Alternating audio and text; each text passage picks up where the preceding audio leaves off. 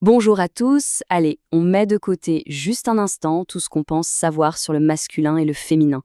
Parce qu'aujourd'hui, on ne va pas parler de genre, mais de force bien plus ancienne, des énergies universelles qui animent le monde et qui vivent en chacun de nous. C'est une danse des opposés, et vous allez voir, elle est d'une pertinence incroyable. Cette idée, c'est vraiment le cœur de notre exploration. Il s'agit d'une polarité fondamentale qu'on retrouve absolument partout.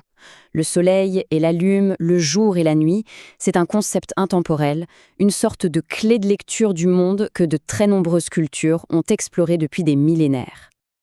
Alors, pour bien saisir l'idée, il faut voir ça comme des archétypes, des principes qui se complètent. Le masculin et le féminin, dans ce contexte, ce ne sont pas du tout des étiquettes rigides, non. C'est plutôt comme les deux pôles d'un aimant, ou les deux faces d'une même pièce. C'est leur interaction qui crée le mouvement et la vie. Et franchement, pour illustrer ça, il n'y a pas mieux que de se tourner vers la sagesse ancienne. Le concept taoïste du yin et du yang, c'est sans doute la représentation la plus parfaite de cet équilibre dynamique. C'est une image que tout le monde connaît bien sûr, mais dont on sous-estime souvent la profondeur. Rentrons un peu dans le détail. Le yang, c'est le principe actif, l'énergie qui va vers l'extérieur. Pensez au soleil, à l'expansion, à l'action.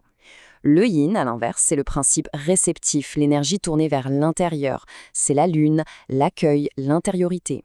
Et ce qui est crucial de comprendre ici, c'est qu'il n'y a aucune hiérarchie. L'un n'est pas meilleur que l'autre, non. Ils sont simplement différents et surtout interdépendants. Et bien sûr, à chaque principe, on associe des qualités. Au yang, la logique, la direction, la structure qui bâtit. Au yin, l'intuition, la sensibilité, l'accueil qui nourrit. Mais regardez bien le symbole du yin-yang. Vous voyez ce petit point noir dans le blanc et ce petit point blanc dans le noir? Eh bien ça illustre brillamment que chacun contient le germe de l'autre. La danse est vraiment perpétuelle. Et attention, cette idée, on ne la trouve pas que dans le taoïsme. Dans l'hindouisme, par exemple, on retrouve une polarité similaire avec Shiva et Shakti. Shiva, c'est la conscience, le cadre, l'espace, si on veut, et Shakti, c'est l'énergie, la force créatrice qui vient animer cet espace. En gros, l'un sans l'autre est incomplet. Shiva sans Shakti est inerte, Shakti sans Shiva est chaotique. C'est leur union qui est la source de toute création. Ok, mais concrètement, comment est-ce que ces grandes forces universelles se traduisent dans nos vies, dans nos relations? Eh bien, c'est dans le couple que cette danse devient une véritable alchimie, capable de créer une attraction puissante et une croissance mutuelle. C'est la grande question, n'est-ce pas? On pense souvent que c'est la ressemblance qui est la clé d'une relation. Mais sur le plan énergétique, c'est la différence, la polarité, qui crée l'étincelle, cette fameuse tension créatrice. C'est cette différence qui génère un élan vital, un désir d'aller l'un vers l'autre. On voit bien ici la fluidité de cet échange. L'énergie masculine, le yang, a une tendance naturelle à donner, à structurer, à protéger. L'énergie féminine, le yin, elle tend à recevoir, à inspirer, à nourrir. L'un porte la force de la détermination qui va tracer le chemin, et l'autre, le pouvoir de l'adaptabilité qui l'adoucit. Et bien sûr, on insiste là-dessus, ce sont des rôles fluides, pas des cases rigides.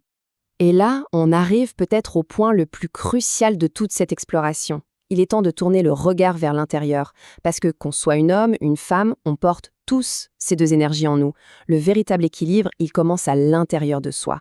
D'ailleurs, le célèbre psychologue Carl Jung a mis des mots là-dessus. Il a appelé l'anima, le principe féminin à l'intérieur de l'homme. C'est sa part de sensibilité, d'intuition, sa connexion au monde des émotions, de la créativité. Un homme qui intègre son anima est en fait un homme plus complet. Et de l'autre côté, on a l'animus, le principe masculin à l'intérieur de la femme. C'est sa capacité à agir dans le monde, à utiliser sa logique, à s'affirmer. Une femme qui intègre son animus peut naviguer le monde avec confiance et détermination sans rien perdre de son essence féminine. Le but ultime de ce travail sur soi, c'est ce qu'on appelle le mariage sacré intérieur. C'est l'union de ces deux polarités en soi-même. Et ça mène à une personne complète, autonome, capable d'exprimer toute la richesse de l'expérience humaine, du yin jusqu'au yang. Alors là, attention, c'est un point super important, surtout aujourd'hui. Parler de ces différences énergétiques, ça n'a absolument rien à voir avec une inégalité de valeur. L'égalité des droits, du respect de la valeur, c'est fondamental et non négociable. Mais l'égalité ne veut pas dire qu'on est identique.